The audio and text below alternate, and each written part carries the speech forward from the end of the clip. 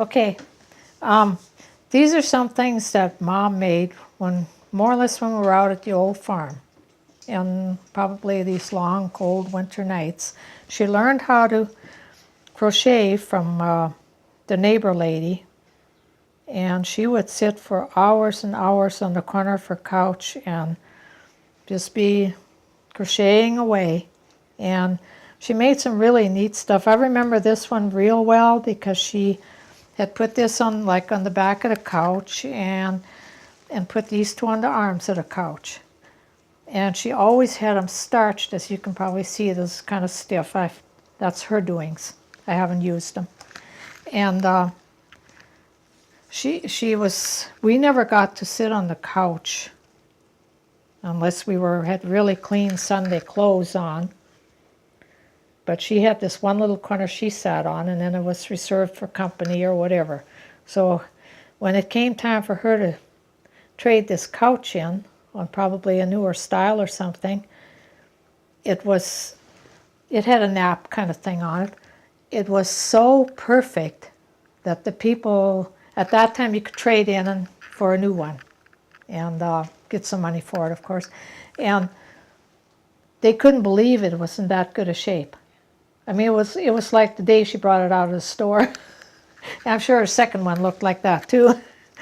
But anyway, that's one of the things she crocheted. And you know, this one I'm not too sure of. This one I know she did. And if she had this, she'd have it starched and all pressed out. I probably washed some of these things and I just left them.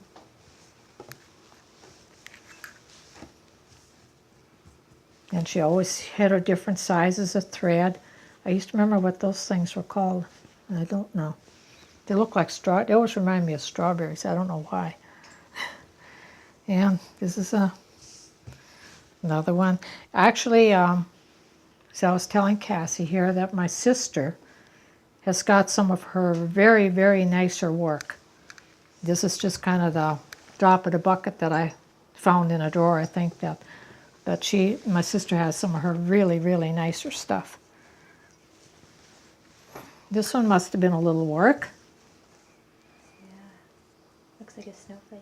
Yeah. And there must have been a lot of work in there. This one I kind of remember. I think she had this on, she done this one and had it on the sewing machine or a dresser or something all the time. And so I kind of remember that. So, oh yeah, and then I did send my sister in California some things too, so I'm a little bit limited as to what I can actually show you here. And then that's another dresser scarf thing, so. And besides the crocheting and her crepe paper flower making, I wish I had some of those flowers. These are flour sacks. They actually came with full of flour. You buy flour in them like that, and you can see the stitching up here where they were closed. And people used them for pillowcases after the flour was gone, and they washed them up and used them for pillowcases. And I don't imagine there's too many of them around anymore. Sometimes you actually got matched sets, and sometimes you didn't, but you had them the same color, so they were pretty close. And this one is the same, but it's a different color. So I remember using lots of those. So, and I guess this is probably some of Mom's embroidery. Dresser scarves, and then she crocheted around the edges. Some of these are kind of well worn already, but. Did she embroider things as gifts for people, or? Oh, not too much. She just, guess, kind of liked to do it and kept most of the things. Such maybe she gave a little bit, some of it away. I don't know, but to her sisters or something. But that's another thing that she had made, and that's another one. As you can see, they look pretty old. And she always crocheted around them. Gave them that extra little touch. And this one is just kind of, I don't know what this is, a little bit bigger and square. Looks like a little work went into that. That's pretty. Yeah. So I guess I'm lucky to have a few of the things that handiwork that she done. And I think that's probably all I can show you in this department. Okay. Ready? This little cross thing was my mom's, and if you look in the right in the center and hold it to a light, you can read the Lord's Prayer in it. And I think they still kind of make them, but this one is, I'm sure that's a pretty old one. And this little ring I have on was my mom's wedding ring when they got married in 1933. And of course, they couldn't even hardly afford the wedding to get married, but Dad picked up this little ring for her. And I just recently had it at the grocery store, at the jewelry store, because it kind of came apart on me a little bit, and I had it enlarged a little bit, and it's still small. But just out of curiosity, I asked them what the ring was worth, and they told me it's about $250, I think they said. And I was really surprised, because it's just, but Mom had that on her finger all the time. So when she passed away, it went on my finger. And I think that's one of the things I'm the most proud of. It's just a little ring, but I'm proud of it. And she had a lot of jewelry and everything. I think I gave my sister quite a bit of it and whatever, but this is an original little photo thing that Mom had in her things, and it's a picture of her where she's young and a picture of Dad when he's young. And she has had that all her married life. I'm sure if not even before. It doesn't have a date on it, but it's, you can see it's quite old.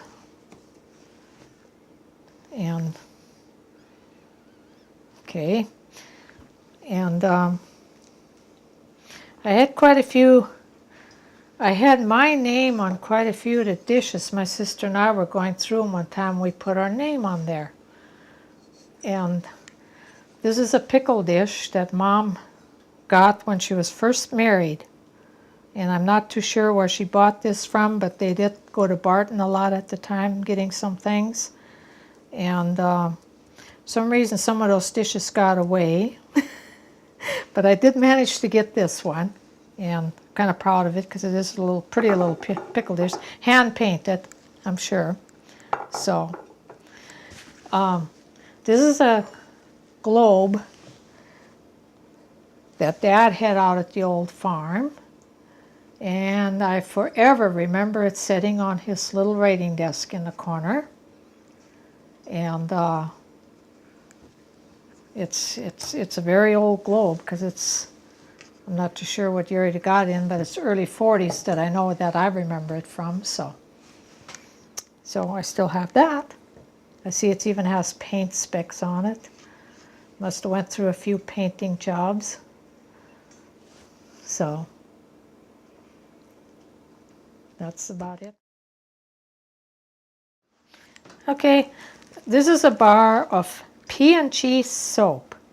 And it says kind of on the small print here to make your whites whiter. And I remember Mom, made by Procter & Gamble, Mom having these around all the time, especially out at the old farm.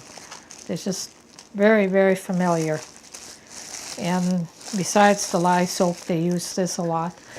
And these two pictures, this one is kind of a ceramic one, and this one's tin.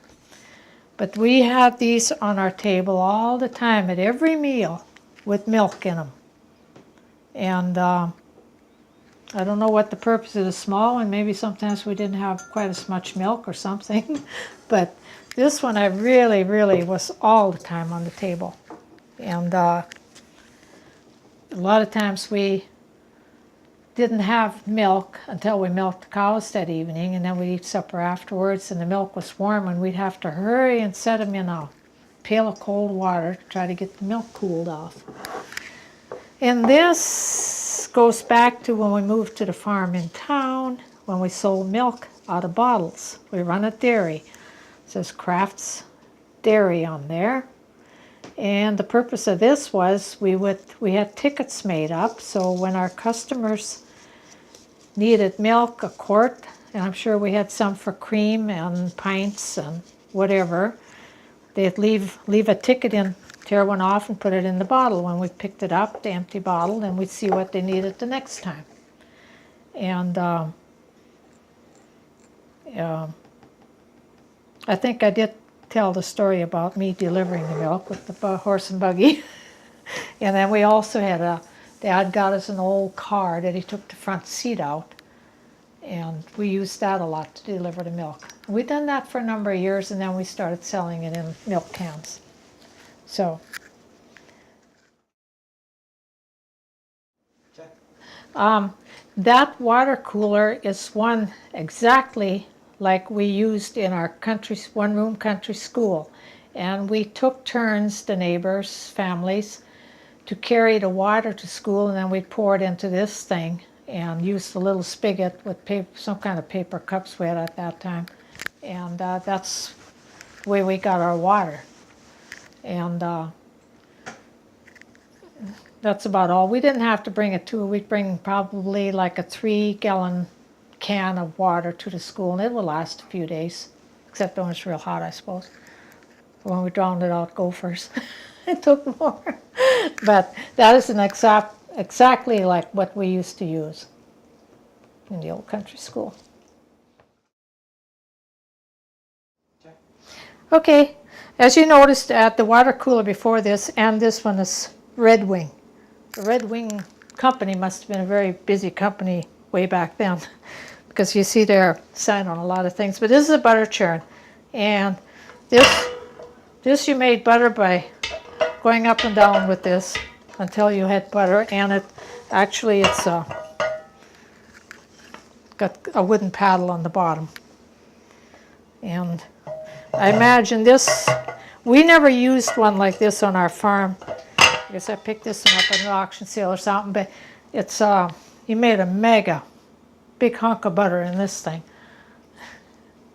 So.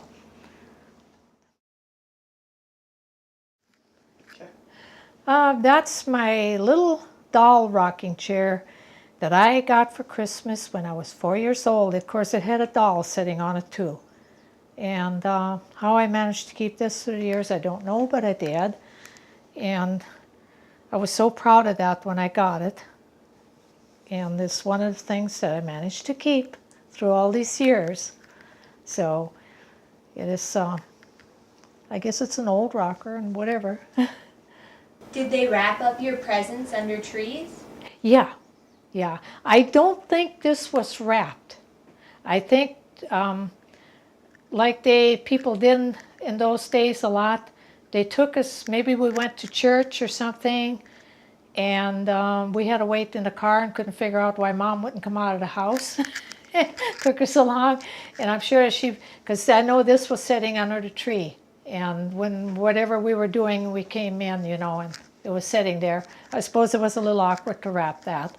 But most of our things were wrapped. And we all got one kind of big, large gift, and then I think we drew names. And we got each other a gift. And then we had lots of nuts and candy, and that was a pretty big treat because we didn't get that a whole lot.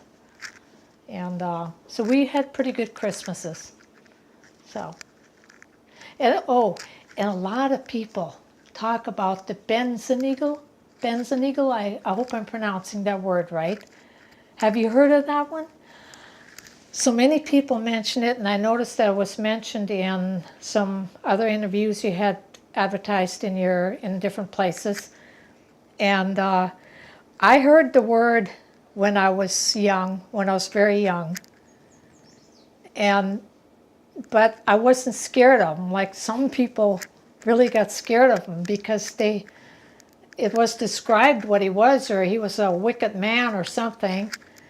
And if you weren't good, then the Benzenickel would come at Christmas. And that was a really, really scary, bad thing. But we never got scared too much with that. I guess just mildly, if you don't behave, the Benzenickel's going to come, or something like that. But we didn't have too much of a vivid view of that. And otherwise, we did have Christ in Christmas. And we learned that it was, Jesus Christ's birthday. But we got gifts, and it was a happy time. So I was just wondering if you had heard about the Benzenickel, because a lot of your older people will refer to that. They were scared with him. I mean, it was like, you be good or he's going to be coming. And a lot of people described him as having chains and a real scary person. So,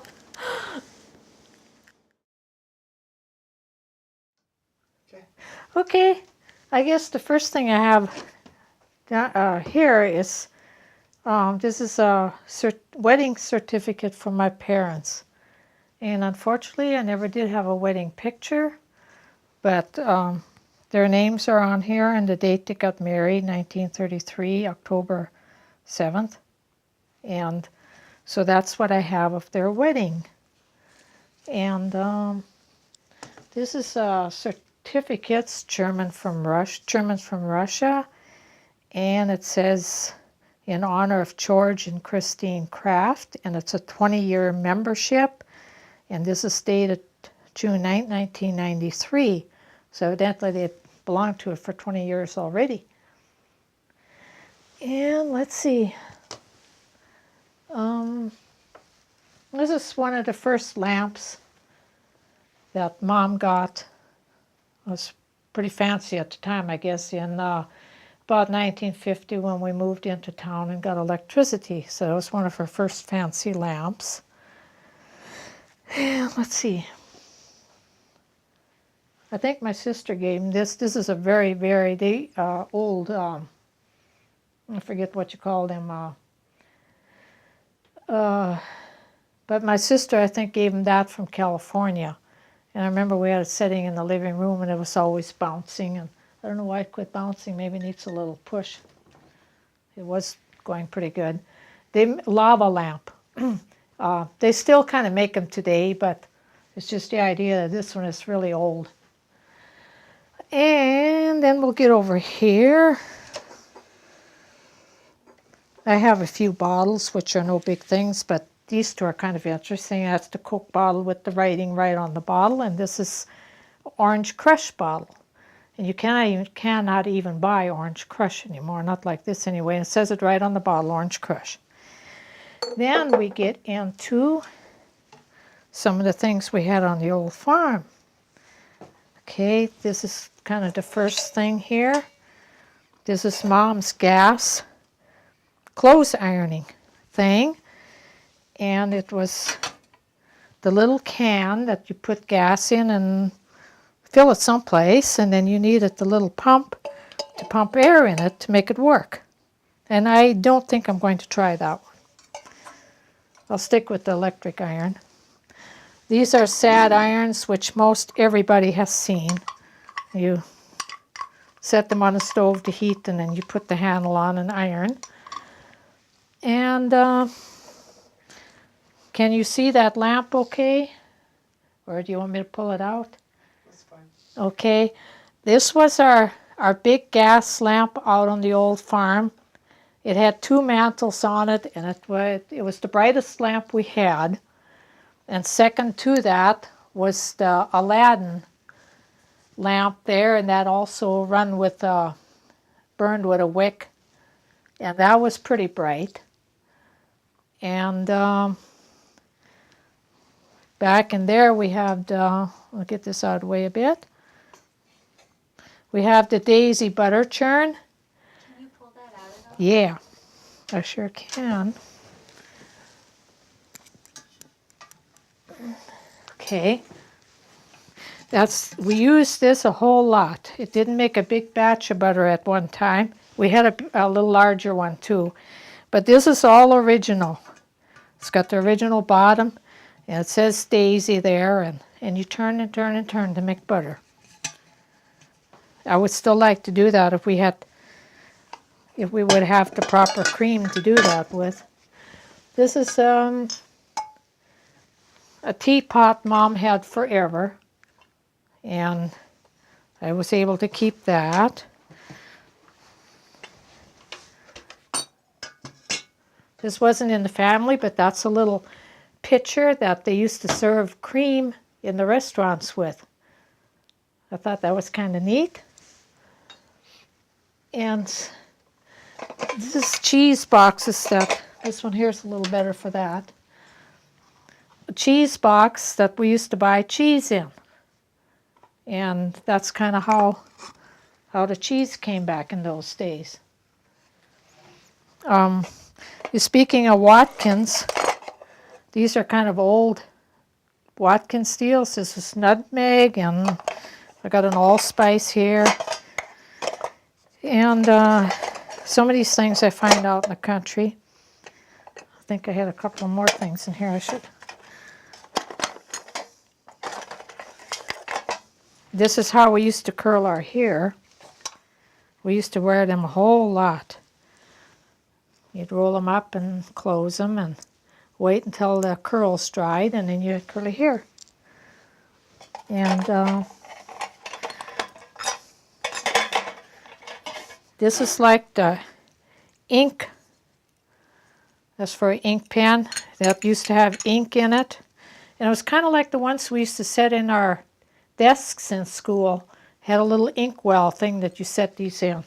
I don't know if that for sure where that come from, but it kind of looks like it. Let's see. Okay, what I have here is some Dick and Chain books. And that's the first thing I remember when we went to school. We got Dick and Chain books. That was our first readers. And they'd start out C Chain, C Dick. And then see Spot, that was the dog. And then they'd say, see Dick run, see Chain run. And it would just go on and on like that. Then I don't think I have the first one, but then they'd go into the second one that got a little bit more reading and sometimes started having little stories in there. And I've got about 3 or 4 of them here that were all Dick and Chain readers.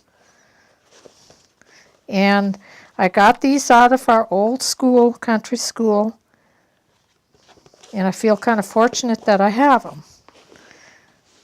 This is Fun with Dick and Chain, and they were just real good little readers. I don't think they use them anymore. They probably use computers now. I don't think Dick and Chain are in the computers. So this one really gets into storytelling. You can see a picture in here. I lost it. So it's just all kinds of stories, some Dick and Chain. And I guess these are worth kind of worth something now, which I don't care about. It's just nice to have them. These are little books I used to read my son when he was real little. He told me to keep them for him. So I did. I used to read too many evenings, and that was about in the early 60s. So, okay, and then that's about it for the books. And actually, if you can get this, is my son's tricycle. I think I put a little note on here. The wagon, the big wagon here, and the tricycle, my son got those in 1964, and the sled, 1969. And the wagon and the tricycle were in pretty bad shape, and I kind of redone them for him, and I told him to get a bigger house so he could take them home with him. So anyway, I had to hand paint the radio flyer on the side and get all that stuff back on. And then to get back to an old thing, this is a harness harness maker or mender, and all your farmers had one of these when they had done everything with horses. And this would open up and hold a harness while they were mending it. And they all had one because they all needed to mend harness. They have runaways and breaks and things like that. So there aren't too many of them around anymore. And I almost forgot. We used these a whole lot on our cows. Back in the old farm, we would probably run out of pasture for the milk cows, so we would turn them loose and they'd wander away from the farm. And usually a lead cow, a tamer one, we would put a bell like this on them. So then when we went out to get them, we'd have to listen for this bell and we'd kind of find out where they're at. So, in fact, this is from the farm, so. And this is one of Mom's old bowls that she used a lot in the kitchen. I remember that one a lot.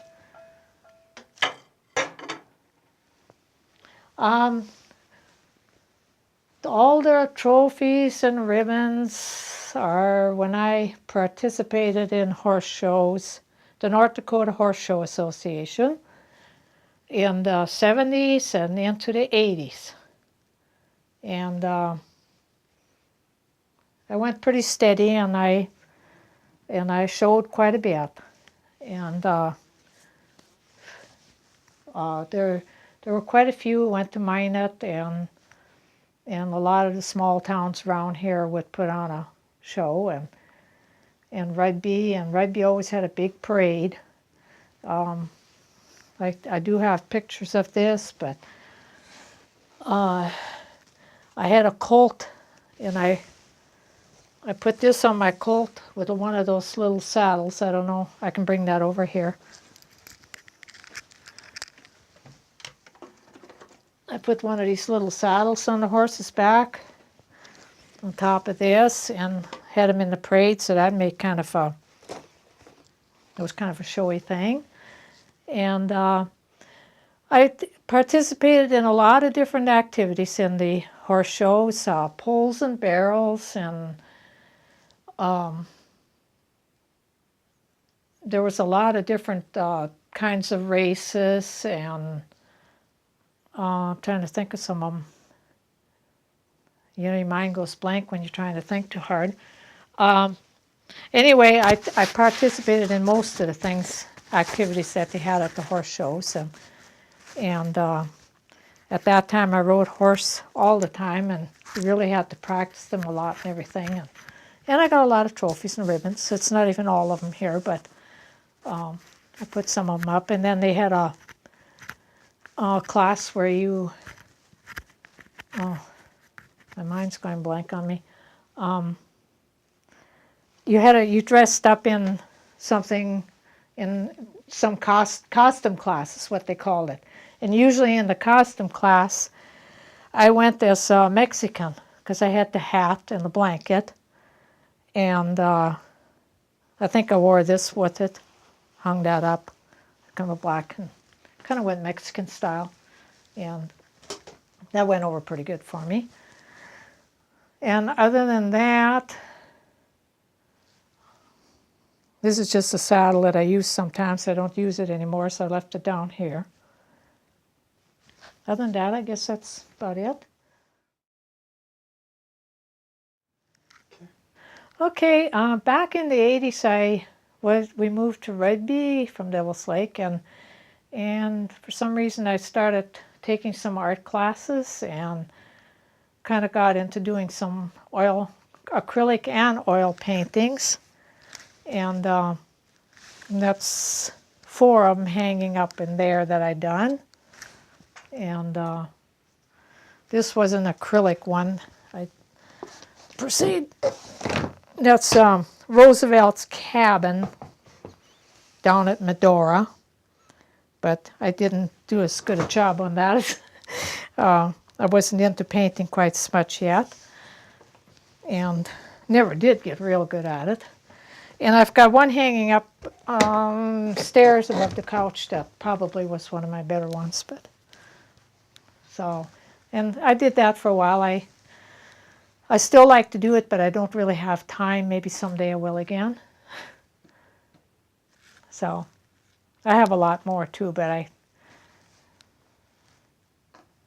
that's a sample of it anyway. Okay. We'll set this off a bit here. This was a kerosene stove, one of them that we had towards the end.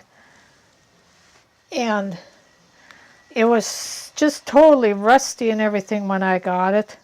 The top was all bent up, and I took the whole thing apart and kind of redone it, painted it. I got it to looking pretty nice.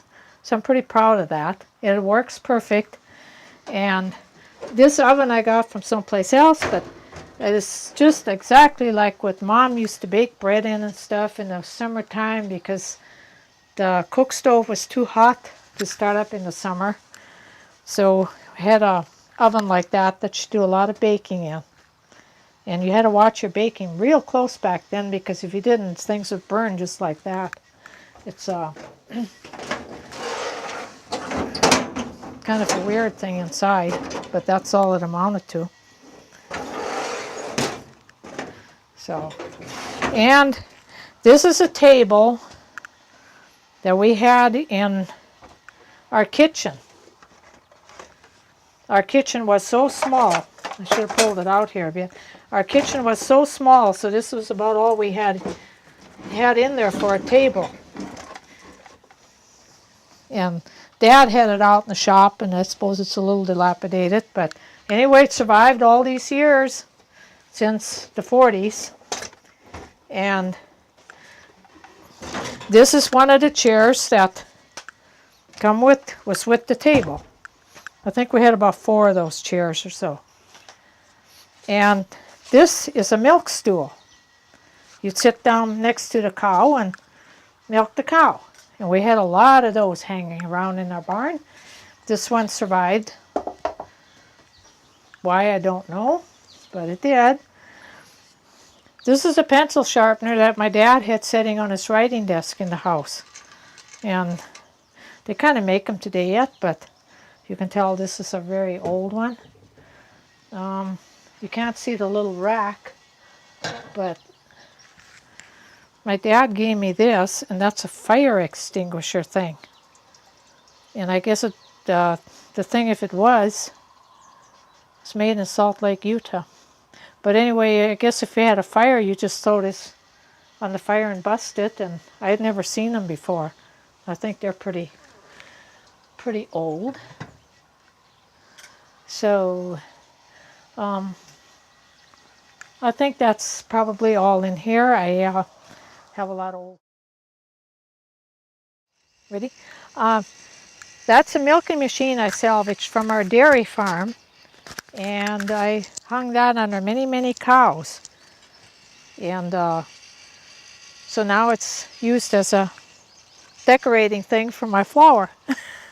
So I doubt if it'll ever milk any more cows, but we had 2 of those, and we keep you milk 2 cows at one time and keep switching them around. So that's about it for that then.